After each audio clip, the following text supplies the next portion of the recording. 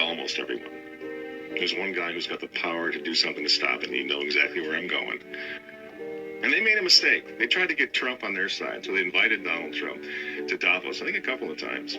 But in January, when Donald Trump, I think, really began to see the beast that he was up against, he went to Davos, to the World Economic Forum, and he stuck a mega finger in their eye. We're committed to conserving the majesty of God's creation and the natural beauty of our world. But to embrace the possibilities of tomorrow, we must reject the perennial prophets of doom and their predictions of the apocalypse. These alarmists always demand the same thing: absolute power to dominate, transform, and control every aspect of our lives. We will never let radical socialists destroy our economy, wreck our country. 2 days after Donald Trump gave that speech, the 89-year-old leftist weirdo billionaire George Soros made an emergency intervention where, at Davos, once again, warning that the U.S. 2020 election will determine the, quote, fate of the whole world. Now, in the context of Davos, take a look at this one more time. This is a month after Donald Trump addressed Davos and stuck the MAGA finger in their face. Here's what Francis, the Vatican, and Jeffrey Sachs had to say in response. And it is a dangerous country right now. It will be absolutely dangerous if Trump wins re-election. Trump wins re-election. Trump wins re-election. Francis invited this guy to the Amazon Synod as an honored guest and advisor. He's also Bernie Sanders' advisor. What's he doing in the Vatican? Why is this guy who's a promoter for socialist, out and out socialist, Bernie Sanders, what's he doing advising the Pope?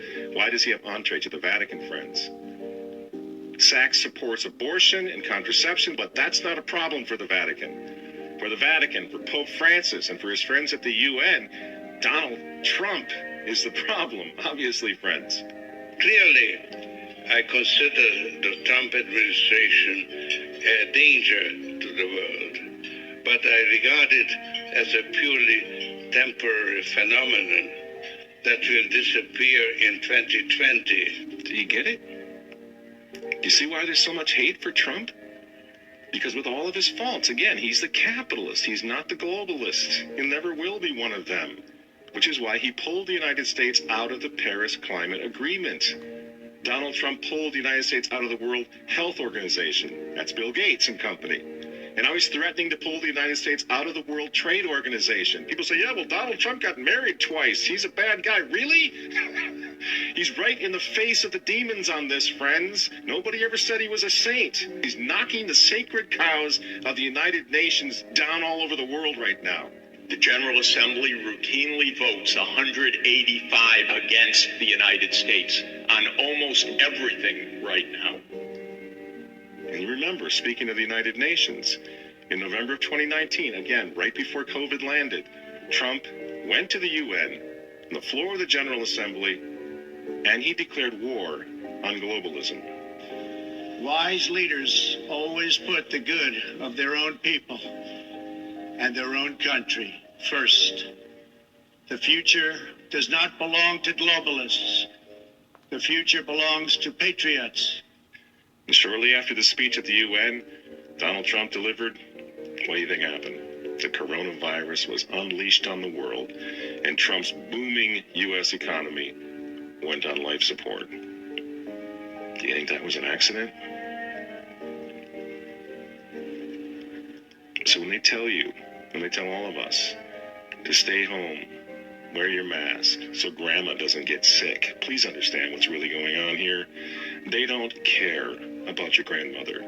They don't care about old people, these people. They don't care about babies. They want them aborted so that they can save the common home. Abort babies, millions of them all over the world. They don't care about babies. They don't care about old people. In fact, if you want to save your grandma, tell the globalists to stay the hell away from her. You remember how some of them, like Cuomo and characters like this, were running COVID recovering patients through nursing homes? That's how much they care about grandma. And the name of the game now is to bring the United States economy to its knees, get it out of the way, so that everyone will want the Great Reset.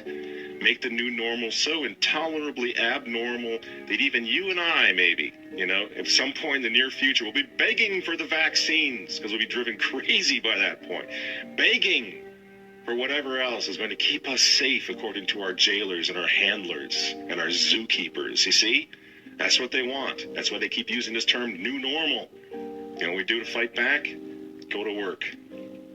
Go back to school. If you're healthy, take off the mask. And for heaven's sake, go back to church and pray that Trump wins in November.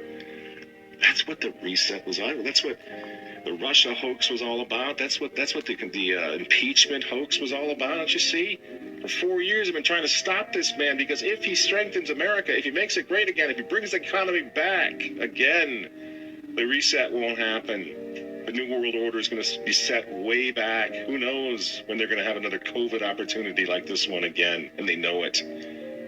So ask yourselves why they hate this man. These folks, these men, they hate God. They hate the unborn. They hate the traditional family. They hate you. And they hate Donald Trump. Whose political opponents, by the way, right now are knocking statues of saints to the ground. They're beating up cops. And they're burning flags. You say you don't like Trump. I'm sorry, friends, but who cares? That doesn't really matter anymore. What you think of Trump's personality or his tweets. Look at the big picture. The choice is simple, friends. Stand with America right now, or fall with the New World Order in the not-so-distant future. There's no other choice. I'm Michael Matt for Remnant TV, and we'll see you next week.